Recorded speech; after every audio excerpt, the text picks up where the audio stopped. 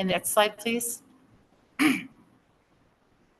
So here are just a few resources from pregnancy to postpartum. I know Rhode Island Department of Health is really putting together something incredibly comprehensive for mental health resources, lactation, feeding, and nutrition. So we have a small group of resources here. Knowing your lactation, feeding, nutrition resources. If you're not in state, La Leche League is always a good resource. WIC is always a good resource. Birth worker and family visits. We have Flourish Care. We have the Rhode Island Birth Worker Co-op and the Family Visitor Program. Mental health resources are as listed here. Women and Infants has the oldest day hospital in the country. We actually are developing a new program that's going to start this fall for women with substance use disorders. We know that the number one cause of maternal mortality in Rhode Island and across the country are from mental health and substance use disorders in pregnancy.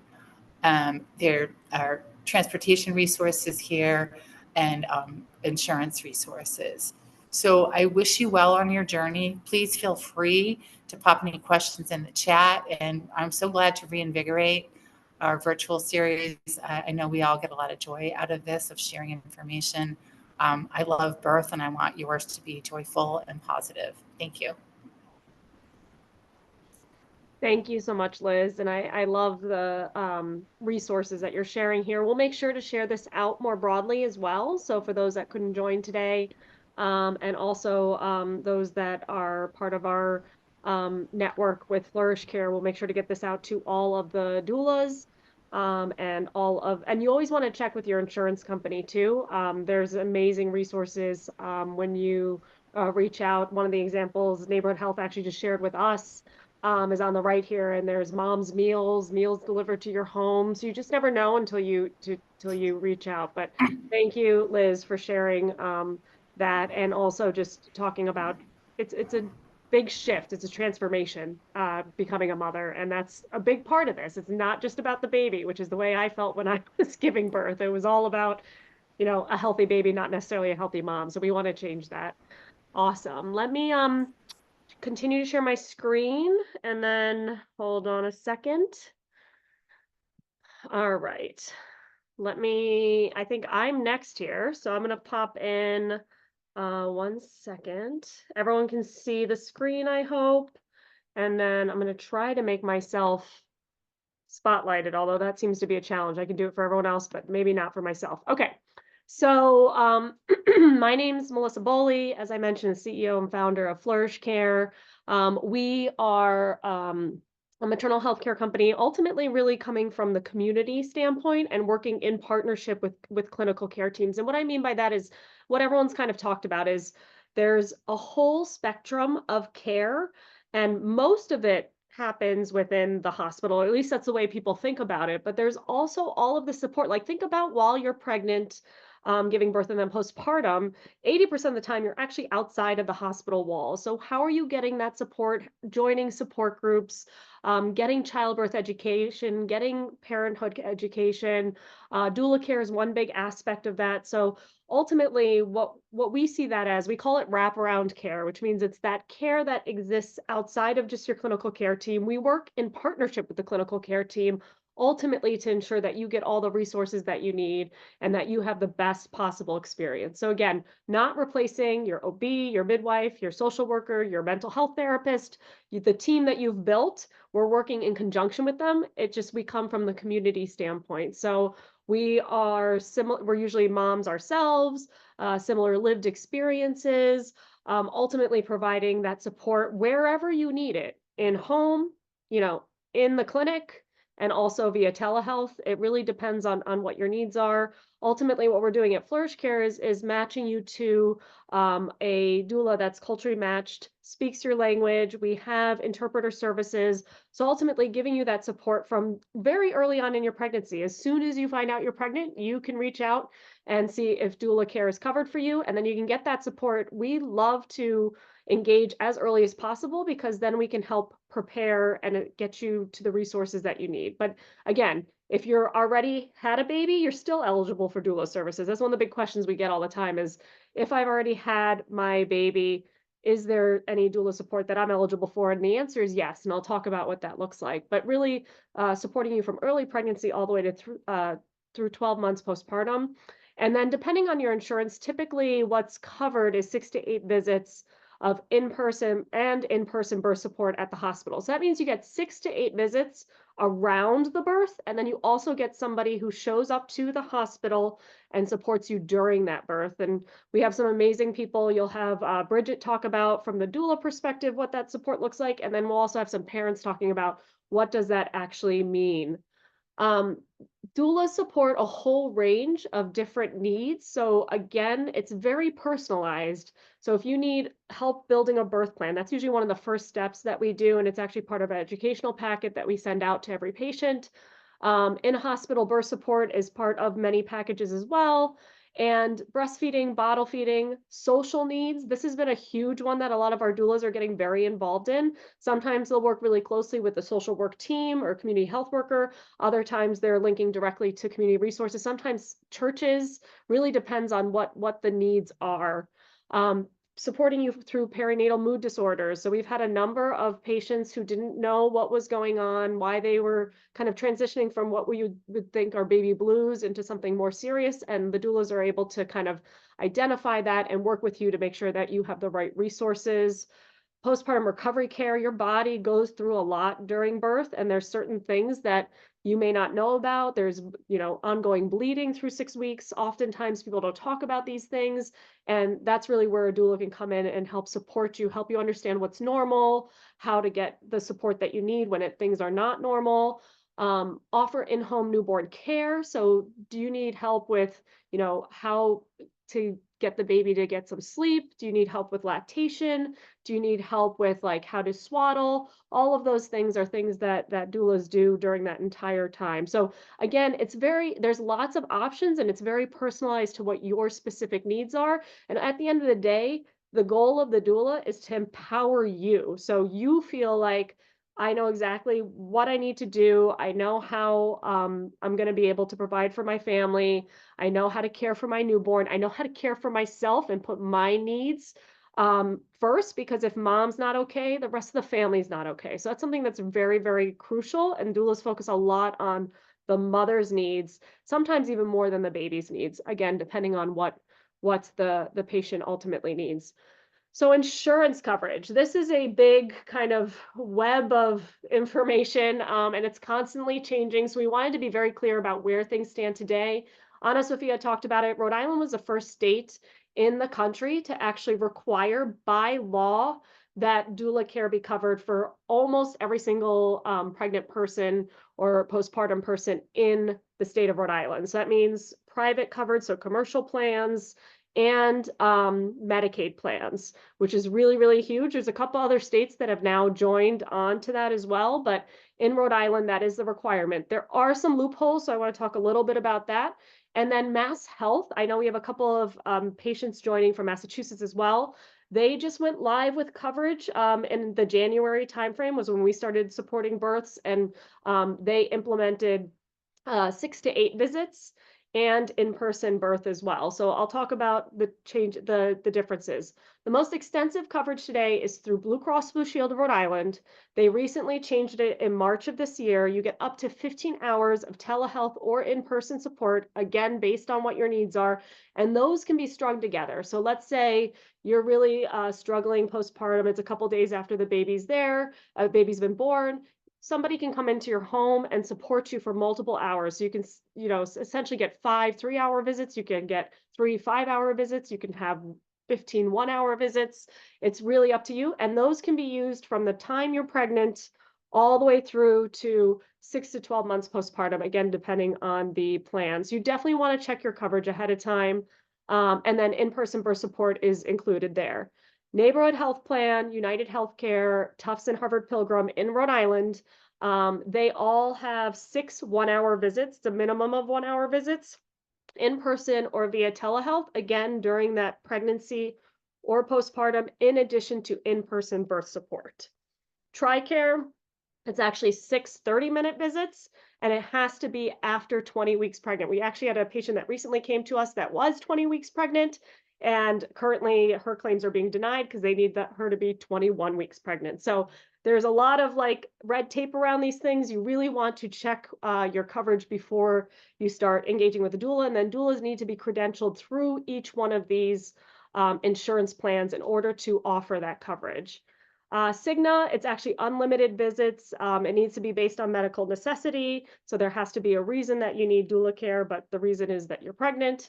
And then Mass Health, 6 to 8 visits. So you get a total of 8 hours of support, and you can use that as 90-minute visits or 60-minute visits via telehealth or in person. And you also get that in-person birth support, which means they come to the hospital and they support you through comfort measures, ensuring that they're advocating for your needs, that the birth plan is known by all of the team, the clinical care team. And then some of the coverage that's not required right now by the state of Rhode Island, fully insured commercial plans. So this is when you have like Blue Cross, Blue Shield of Massachusetts. They are currently not offering this, although we're getting a lot of requests from patients who have Blue Cross, Blue Shield of Massachusetts. Self-insured plans, so these are large employers. Sometimes they're not covering it. There are things we can do to change that. There's a lot of ways that we can advocate to the company. The HR teams really just need to check a box saying we'd like to offer doula care. So there's things that we can do. If you're interested in advocating through your employer and you're not covered, reach out to us because we can help you there. And then government plans and Medicare plans. I hope that helps kind of explain the differences. I know it's still very confusing, but you can always reach out to us. There's a QR code here. We will check your specific coverage. You just send us a picture of your insurance card, or you can actually just send us your member ID. We can check with your insurance plan and your specific coverage to let you know what is actually covered. And then we can link you up with a doula to see if it's a good fit for you. These are just some examples of specific things, because I think one of the questions we get a lot from patients is, what does a doula do? What can they do for me? And I think we talked about kind of a general list, but really building the birth plan, reducing the amount of interventions. That's what I used a doula for. The doula that was there during my birth really helped with pain management. I ended up not having an epidural, had the natural delivery that I wanted. And I 100% believe that's because the doula was there helping me to understand the different interventions that were being offered and which ones made sense for me, which ones did not. Supporting you and the baby after delivery, helping you adjust to new parenthood. Because as Anna Sophia mentioned, these are things that we don't necessarily always prepare for. So having somebody in your corner that you can just text or they can come over and help you is really, really key. Helping you recover, breastfeeding and formula support, household tasks. So sometimes, as Anna Sophia had talked about, in other countries, you are supposed to just be resting and supporting that newborn for 40 days, which means other things still need to get done. So if somebody comes over, you can also tell them, like, I really just need some help with some of these other things so I can focus on the newborn. Learn about the birthing process. Different birthing positions is a big one that a lot of patients are asking their doulas for. And then the great thing is you don't have to remember all this stuff. I took all the childbirth education classes, but in the moment, my husband and I, while we were in the hospital, actually, I was giving birth. I don't remember all those things. I felt knowledgeable, but at the end of the day, I could tap into this resource. I called her an encyclopedia, Lauren, my doula, and ask the questions about what position should I be doing now. So I didn't have to worry about those things, and ultimately getting questions answered and connecting you to all the local resources. That's all I've got. So with that, I'll turn it over to Bridget.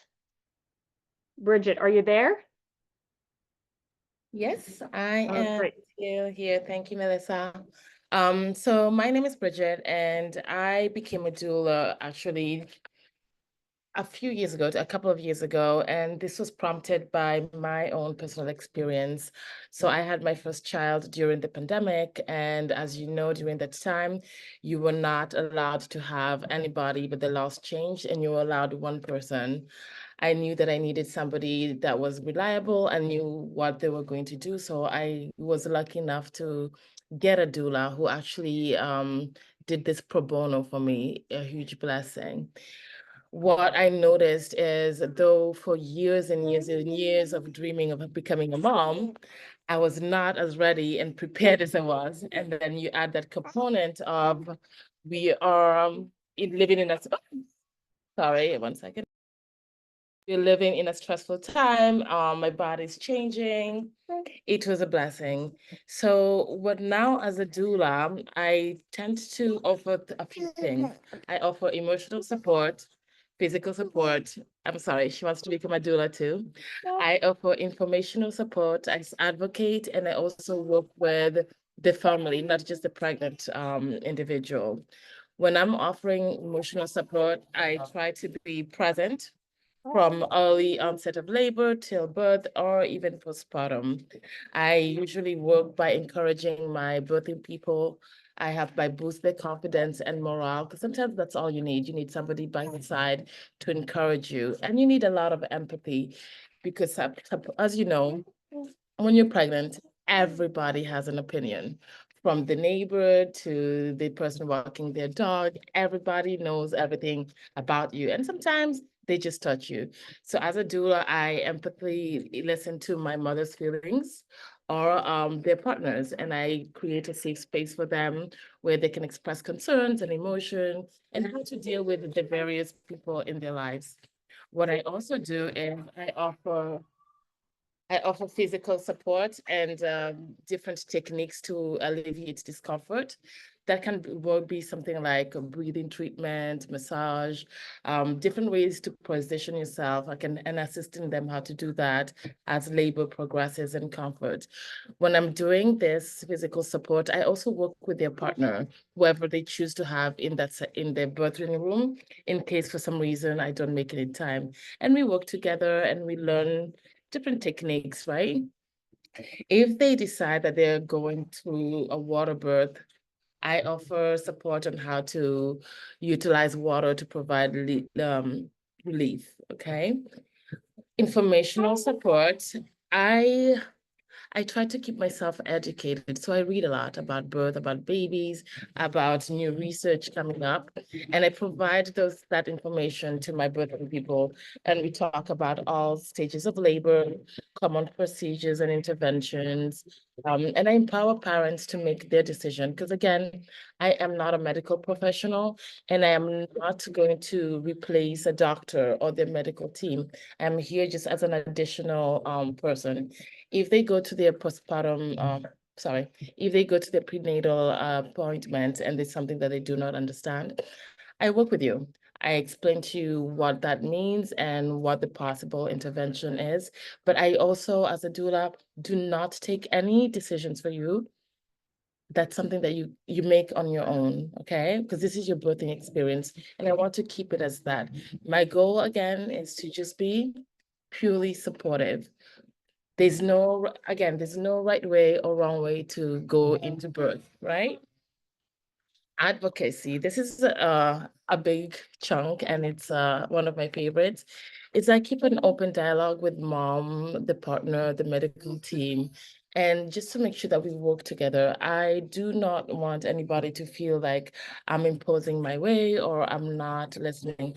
But if for any reason my birthing person is feeling not respected or they just don't understand something or they're lacking of something in their home, in their community, I will jump in. What Flourish Care does that is amazing is there's a whole team I can reach out to and say, okay, mom has problems getting to the hospital. Mom has problems making to her an appointment. Flourish will jump in and find those resources. They'll call the insurance. For example, myself has PT1 and they'll coordinate with PT1 to make sure that mom can make herself, can go to her appointments, right? And if they say something like right now, I have a family, she's going to give birth in October, and Flourish is actually trying to look at options for where would her dad stay because she's the main caregiver, right? So it's very open what I do. It's a lot of fun. It's just not going to the hospital and giving birth. It's just a whole spectrum of care that I try to order. And I find that having a doula, one, reduces stress and it also reduces intervention. My favorite phrase is, if it's not really medically urgent, can we wait on it, right? But again, I can't make that decision for any birthing people. They need to be able to make their decisions. They need to be able to advocate for themselves. I can give them the knowledge that I know, and they go with whatever they need. All we want for our birthing people, moms, partners, is to have a positive birth experience, right? Because if you don't have a positive birth experience, that falls into other perinatal issues, like we mentioned before, depression, anxiety, and we want mom to be as healthy as the baby. Okay, so when working with me, for example, 'cause I'm speaking from my experience, I love to build a relationship not only with mom, but with their home medical team and the families, so that everybody can be on the same page, and everybody can be able to come together and support mom and welcome the new baby when time is ready. Oh gosh, sorry guys. When time is ready, right? During labor and delivery, I will typically join my birthing family either at home or at the hospital when it begins. When I come to the hospital or at home, we start thinking about, okay, let's review our birthing plan. Is everything still according to plan? Is everything still going away? Then as she progresses, as she remembers her breathing techniques, I will leave for a while, right? And I'll wait for active labor. But during that time, we're still actively in communication. And this is why it's really important for partners to know that I am not here to replace the partner. I am here to work with you as a whole, as a family. For moms who do not have partners, that's a different story. I make myself available pretty much 24/7 during that birthing period. But if you have a partner, we communicate, because it comes a time during labor when mom is so exhausted, just looking at me can be stressful. So I communicate with the partner and I remind them, like, this is the technique that we use. So it's a family affair, or it's a community affair, if I say.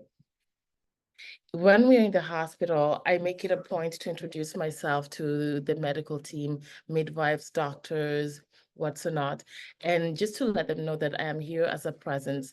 What this does for the medical team as well as mom, it offers relief, because the doctor cannot be in the room 24/7. The nurse has a lot of people in her roster.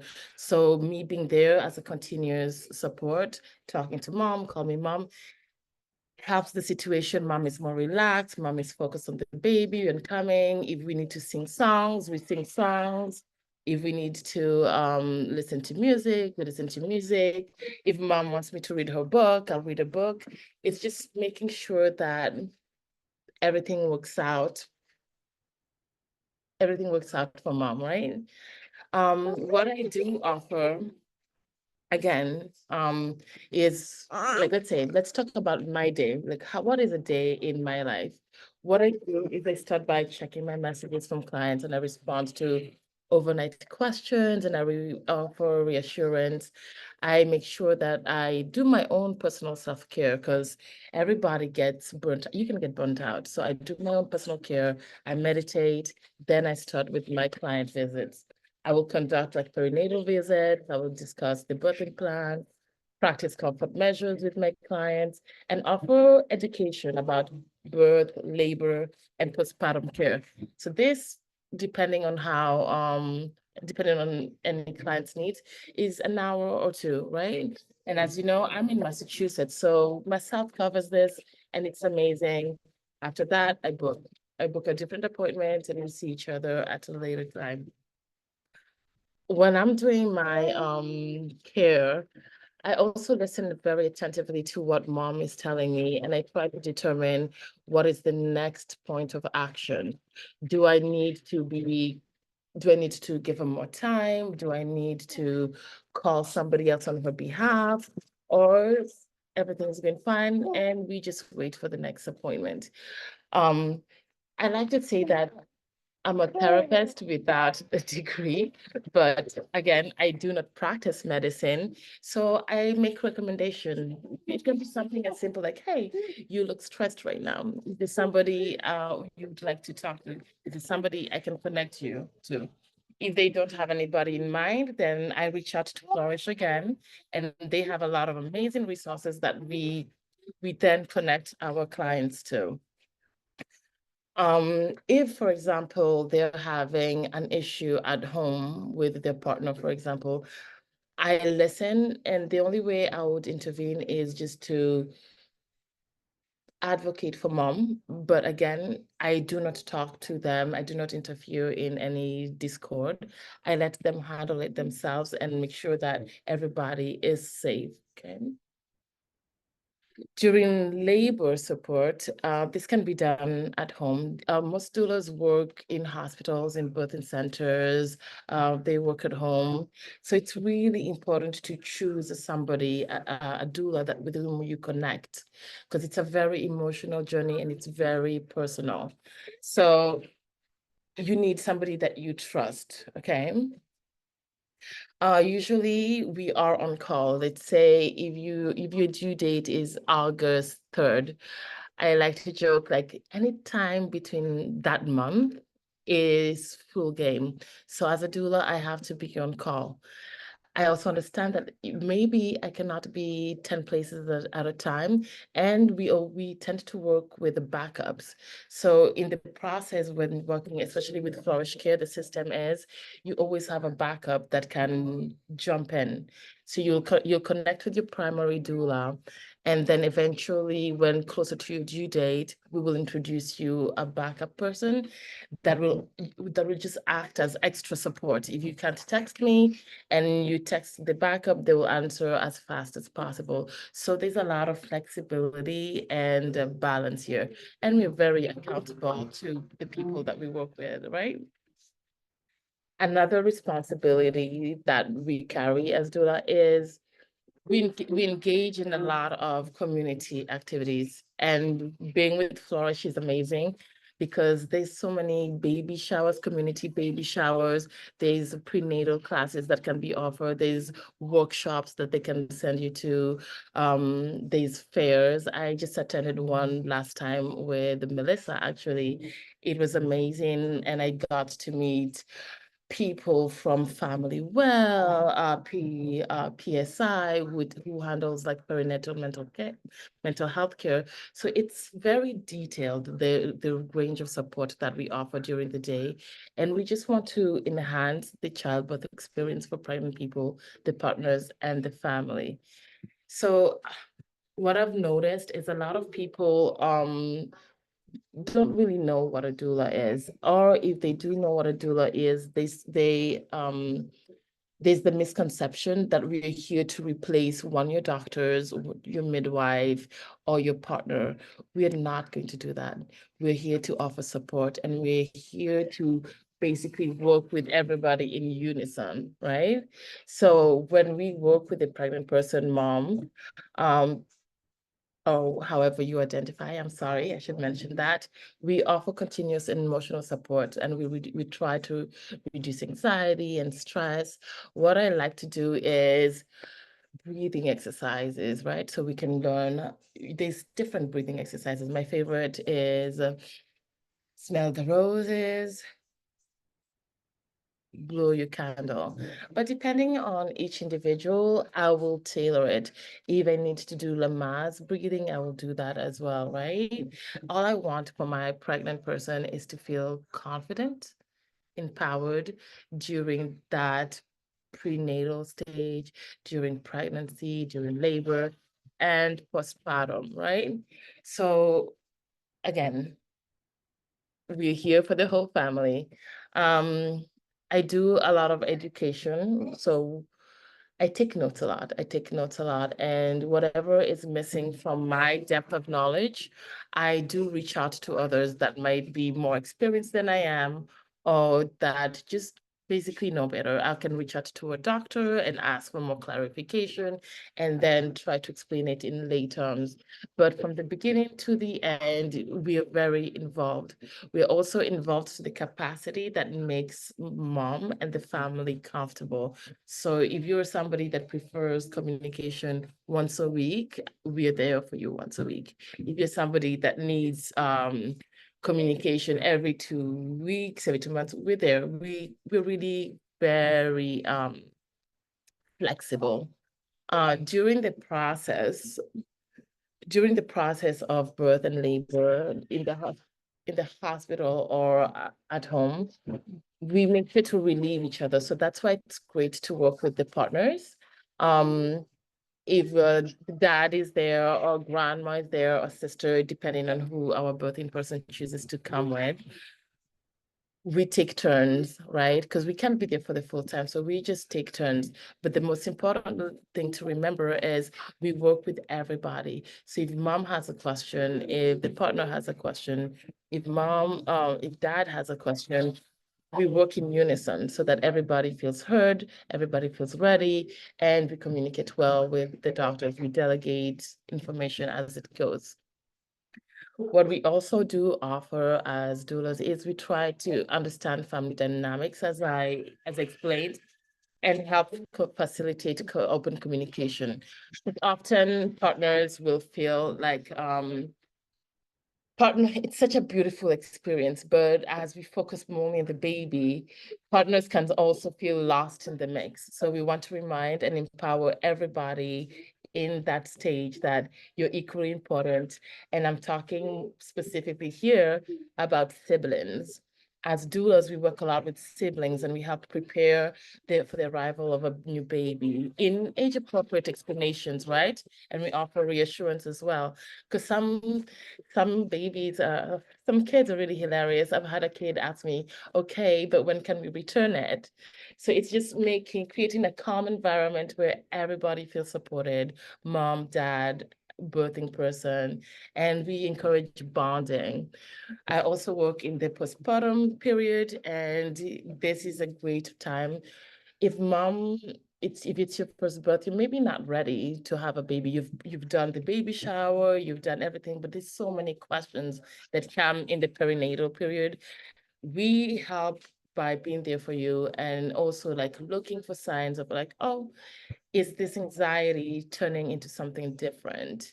Is it time to refer you to someone else? Just to make sure that you have that healthy mind. Because as we mentioned in the US, we really have poor preparation for moms and birthing people after they've given birth.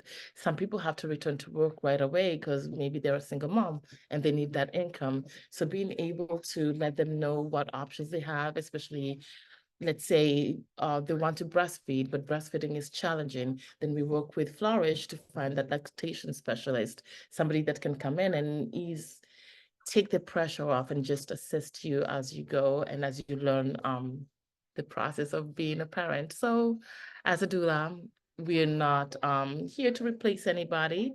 We're here to be an additional team member, a coach, a friend, and hopefully somebody who makes your birthing experience better. Thank you.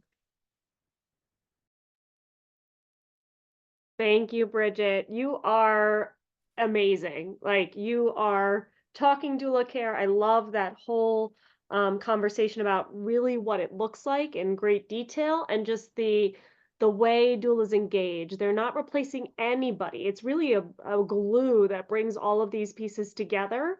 And I think some of the things you were talking about with, the staff, the medical staff, some of the things we heard when we were doing our clinical study last year was that the nurses loved having doulas there, especially when we're working collaboratively to support the family and the patient, because it actually gave them time to go, check on other patients. So it can really enhance everybody's experience. The team, the medical team, obviously the mom and family, but also just the whole experience, the doula, really when you're working collaboratively. So I love that focus, but I also just think you're a total badass taking care of your little one and doing this at the same time. I'm really glad that she was able to join, and she's going to be an amazing doula as well. So thank you so much for sharing that. I'm going to turn it over to Ariel. I know you need to share some slides. Ariel and Carl, who will be sharing. I think it's a great transition because Bridget talked a lot about how we as doulas support families, and now you're going to hear a real birth story. Two different experiences, both involving doula care, but why it was different and how the family, the staff, everybody really interacted for these two different births. So with that, I'm going to turn it over to Ariel.